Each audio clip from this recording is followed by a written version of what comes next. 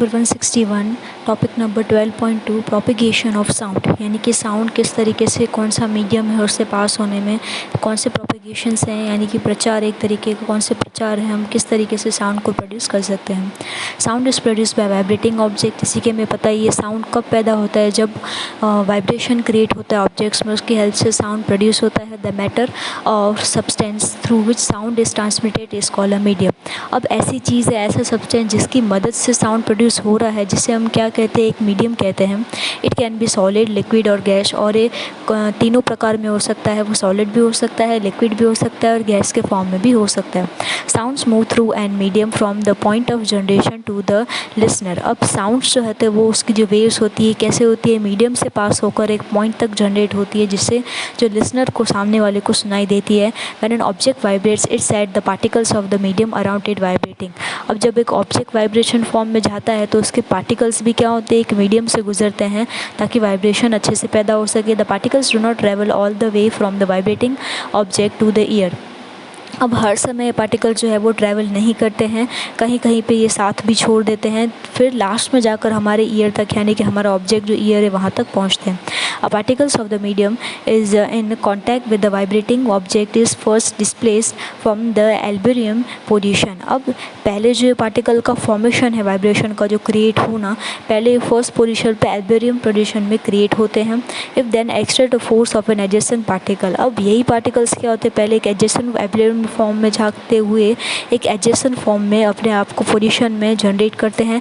As a result of which the adjacent particles get displaced from its position of rest. अब उन्हें पता चल जाता है उन पार्टिकल्स को कि अब उन्हें रेस्ट पोजीशन में जाना है या नहीं।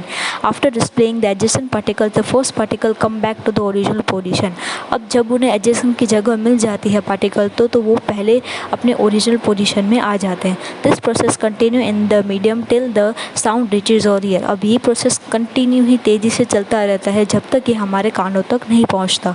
The distribution created by source of sound in medium travels through the medium and not the particles of a medium. अब यहाँ पे जो हमारे पास जो साउंड का जो प्रोडक्शन होता है, ठीक है, वो क्या किया जाता है, फिर डिस्ट्रीब्यूट किया जाता है अलग अलग सोर्स की हेल्प से।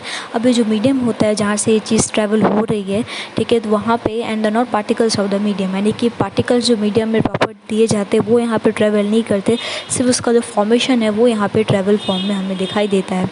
A wave is distribute that moves through a medium when the particles of the medium neither neighbouring particles into motion. अब यहाँ पे जो वेव प्रोडक्शन होता है इसकी हेल्प से वो कहाँ पे मूव करता है, एक मीडियम के थ्रू मूव करता है। जब पार्टिकल्स जो हैं उन्हें यहाँ पे कोई नेबरिंग पार्टिकल्स, यानी कि उन्हें बाजू वाले पार्टिकल्स की हेल्प लेनी पड़ती है ताकि वो खुद को मोशन में डाल सकें। Then they in turn produce similar motion in others. अब धीरे धीरे क्या करते हैं, वो एक दूसरे की हेल्प से एक मोशन जो फॉर्मेशन है वो क्रिएट करते हैं। The particles of the medium do not move forward themselves.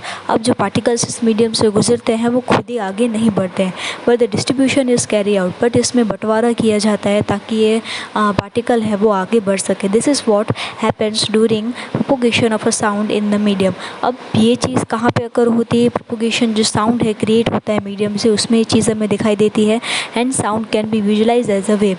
अब हमें जो साउंड दिखाई देता है वो एक वेव के प्रकार में दिखाई देता है। Sound waves are characterised by the motion of particle in the medium are called the mechanical waves. अब यही जो वेव्स रहती है एक मोशन में आती है पार्टिकल्स की मदद से एक मीडियम से गुजरते हुए, जिसे हम मैकेनिकल वेव्स के नाम से भी जानते हैं।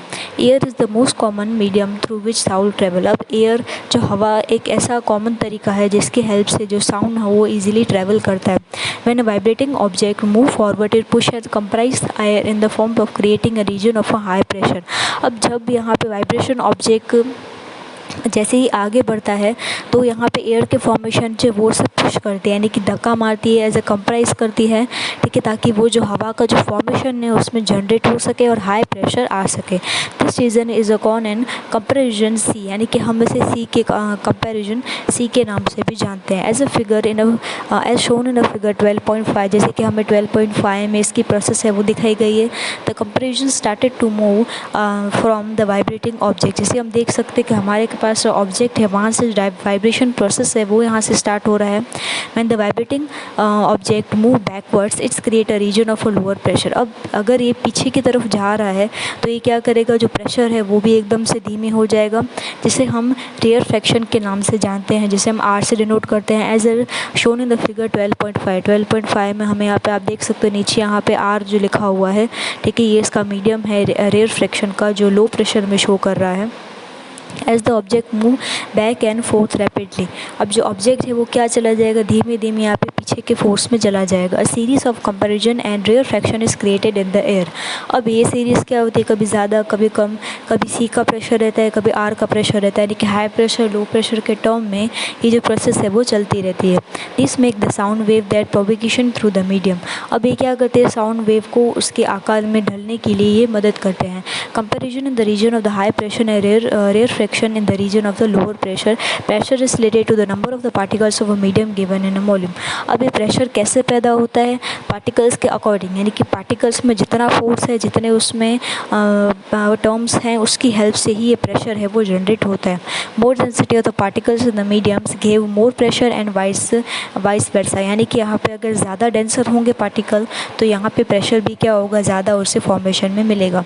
This propagation of a sound can be visualise as propagation of density variations और pressure variations in the medium, यानी कि इसकी हेल्प से हमें ये पता चलता है, ये विजुअलाइज होता है कि यहाँ पे इसके डेंसर मीडियम की हमें ये प्रेशर की वैरायटी शो होती है हर एक मीडियम में।